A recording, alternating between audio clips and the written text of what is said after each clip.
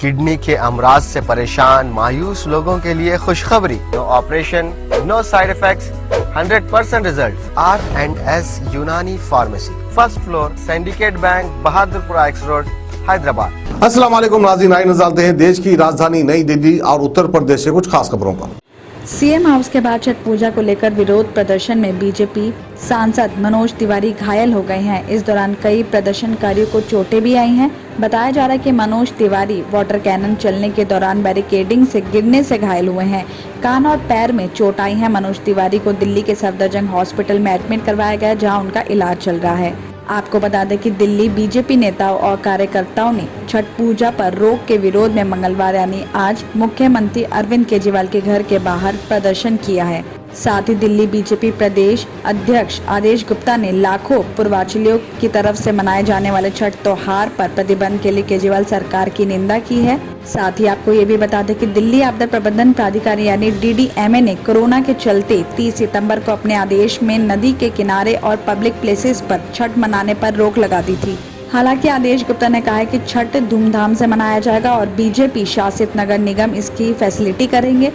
प्रदर्शनकारियों ने केजरीवाल सरकार से त्योहार पर प्रतिबंध हटाने के लिए DDMA को एक प्रस्ताव भेजने की भी मांग की है। इससे पहले केजरीवाल ने कहा था कि पब्लिक प्लेसेस पर छठ पर रोक लगाने का फैसला लोगों के स्वास्थ्य और सुरक्षा को देखते हुए लिया गया है।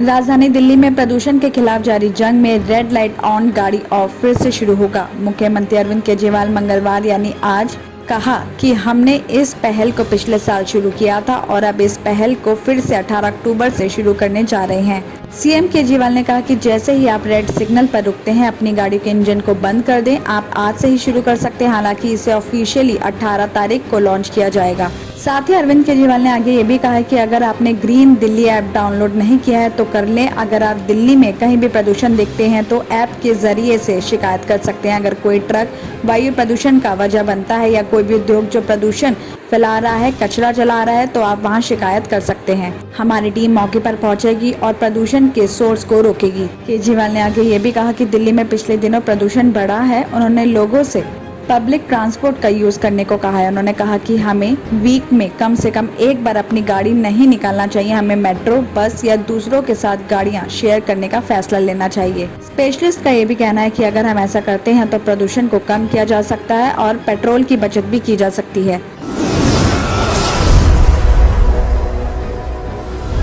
दिल्ली पुलिस की स्पेशल सेल को बड़ी कामयाबी मिली है। दिल्ली के लक्ष्मीनगर के रमेश पार्क से पाकिस्तानी आतंकी को गिरफ्तार किया है। दिल्ली पुलिस की स्पेशल सेल ने आतंकी को सोमवार की रात को गिरफ्तार किया है। दिल्ली और कई शहरों में हमले की भी धमकी थी। आपको बता दें कि ISI ने दिल्ली के साथ पूरे देश में हमलों के लिए आतंकी को ट्रेनिंग दी थी। उसके कब्जे से AK-47 हैंड ग्रेनेड के साथ कई हथियार भी बरामद किए गए हैं। स्पेशल सेल की आतंकी से पूछताछ चल रही है। आतंकी फर्जी ID से दिल्ली के शास्त्री नगर में रह रहा था और पकड़ा गया आतंकी नेपाल के रास्ते से दिल्ली पहुंचा था। दिल्ली पुलिस की स्पेशल सेल के DCP प्रमोद कुशवाहा ने कहा कि आतंकी अशरफ भारतीय पहचान का यूज करते हुए 10 साल से ज्यादा समय से भारत में रह रहा था। शुरुआती जांच में स्लीपर सेल के रूप में उसकी संलिप्तता का पता चला, जो विध्वंसक गतिविधियों को अंजाम दे रहा था। तो वहीं गिरफ्तार आतंकी अशरफ अली के मकान मालिक जैब ने कहा कि वो यहाँ 6 महीने तक रहा। उसके जाने के बाद हम उससे कांटेक्ट नहीं कर रहे थे। बताया जा रहा है कि वो अली अहमद नूरी के नाम से भारतीय नागरिक के रूप में दिल्ली के शास्त्री नगर में रह रहा था और दिल्ली पुलिस की स्पेशल ने उसे लक्ष्मी नगर से गिरफ्तार किया है। साथ ही आपको ये भी बता दें कि देश की राजधानी दिल्ली में 10 अक्टूबर को आतंकी हमले का इनपुट भी मिला था। हमले की खबर मिलने के बाद दिल्ली पुलिस हाई अलर्ट पर हो गई थी।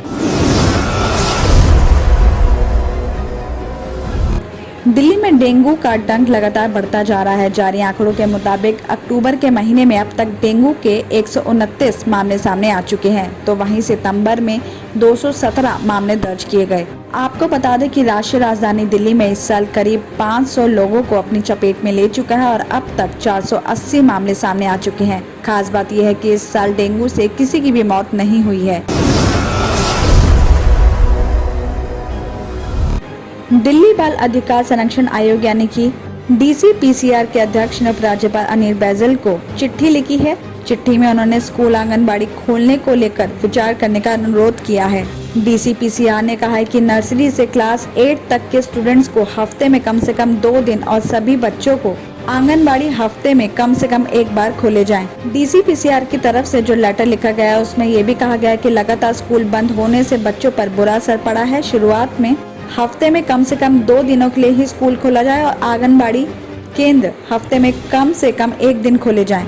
आपको बता दें कि केजरीवाल सरकार की अनूठी पहल के तहत आंगनबाड़ी आपके द्वार बस लॉन्च हुई है। इसके तरह अब दिल्ली में चलती फिरती आंगनबाड़ी उन बच्चों तक पहुंचेगी जो किसी वजह से आंगनबाड़ियों तक नहीं पहुंच पाते हैं। ये चलती फिरती आंगनबाड़ी बच्चों को पोषक आहार देने के साथ साथ उनके एजुकेशन और हेल्थ से रिलेटेड जरूरतों को भी पूरा करेगा।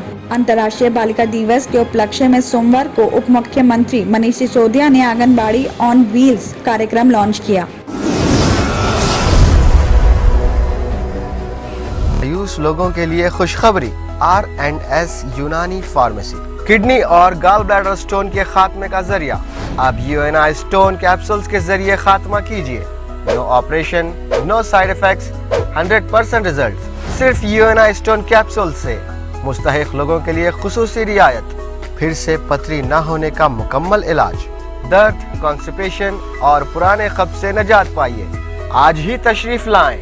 R&S Unani pharmacy, first floor, syndicate bank, Bahadurpura X road, Hyderabad.